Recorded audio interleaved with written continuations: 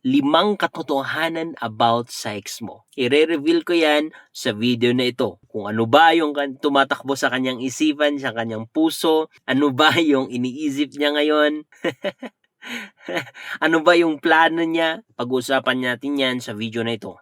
So let's go. So number 1 na truth or katotohanan about sa ex mo is that may konting pagmamahal pa rin yan sa'yo. Kahit na sabihin na natin na galit na galit tayo or galit na galit siya sa'yo, lalong-lalo na kung ikaw yung nanloko sa kanya. Or siya yung nanloko sa'yo, trust me, hindi po pwede na mag-zero or totally mawala yung pagmamahal mo sa isang tao, especially kung talagang minahal ka rin niya or talagang nagkaroon kayo ng connection. Except wala kayong connection or in short, nag-ghosting ka lang. Kumbaga, nilandi ka lang ganun, ginuha niya yung gusto niya tapos umalis siya. Of course, walang love doon. Pero, yung tipong nagtagal kayo ng 1 taon, 3 taon, 5 taon, trust me, hindi zero yung pagmamahal niya sa'yo. Meron at meron pa rin siyang pagmamahal sa'yo. Let's say, 5%, 10%, 20%, 30%, 50%, andyan pa rin yung care niya sa'yo. I-try mo kaya minsan, i-try mo na magkasakit. Tapos hayaan mo na malaman niya.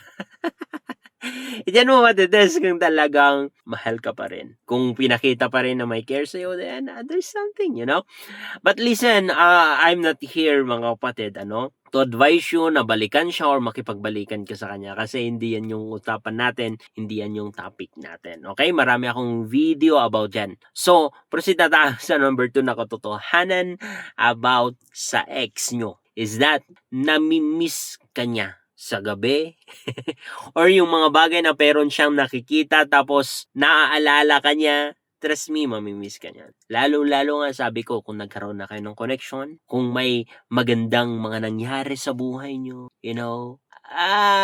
namimiss ka or mamimiss ka niyan. So, kino-comfort mo nakita ngayon ng kahit kunti lang. Kasi alam kong stress ka na sa kakaisip and you feel like wala kang kwenta or Huwag ka nang umiyak kapatid kasi sometimes namimiss ka rin ng ex mo. Okay? So, proceed tayo sa number 3 na katotohanan about sa ex nyo is that naku-curious pa rin yan sa'yo. That is why sometimes nag-ask siya ng update or balita tungkol sa'yo sa ibang tao, sa mga kaibigan mo, or nag-update pa rin siya sa chinecheck ka, sa social media, ganun. Why? Kasi naku-curious pa rin siya sa'yo. Sabi ko nga kanina, kung nagkaroon kayo ng connection, hindi yun basta-basta na mawawala na lang na parang bula.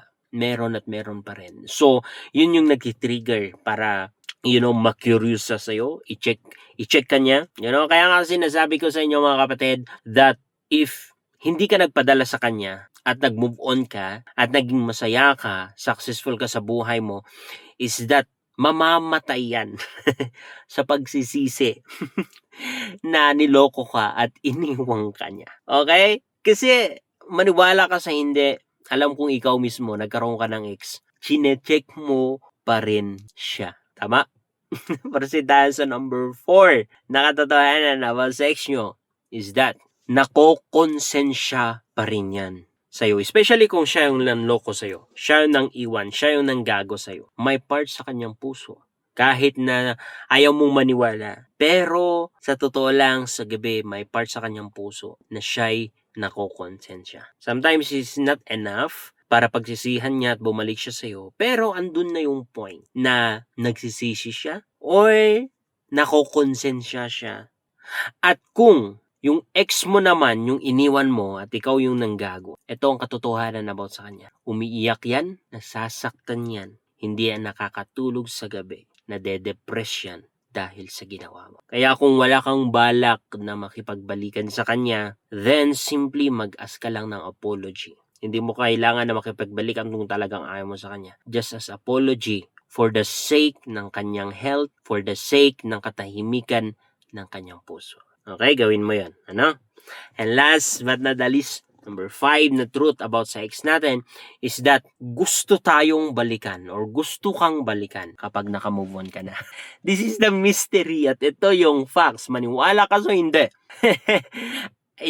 Alam ko na ikaw mismo naranasan mo ito. Kapag nakita mo yung ex mo na naka-move on na, masaya sa kanyang buhay, maraming achievement na sa buhay, basta masaya lang siya at nakikita mo na naka-move on na siya, bakit gusto mo siyang balikan? Alam mo ba na ganun din yung nararamdaman ng ex mo? Kaya nga kung mapapansin nyo, every time na nagbibigay ako ng advice about sa mga ex na yan, ang sinasabi ko sa inyo is that mag-move on. You should be willing to walk away anytime. You should be successful. You should be happy sa buhay mo. Why? Kasi yun yung mystery, yun yung magic na kung saan magpapabalik sa ex mo sa buhay mo. At kung nakita mo na at least nagbago siya or inayos naman niya yung buhay niya, siyempre, of course, makipagbalikan ka. Pero kung nakita mo na wala siyang magbabago, then bakit ka pa makipagbalikan sa kanya? Okay? But my point here is that just move on. Mag-move on ka sa kanya.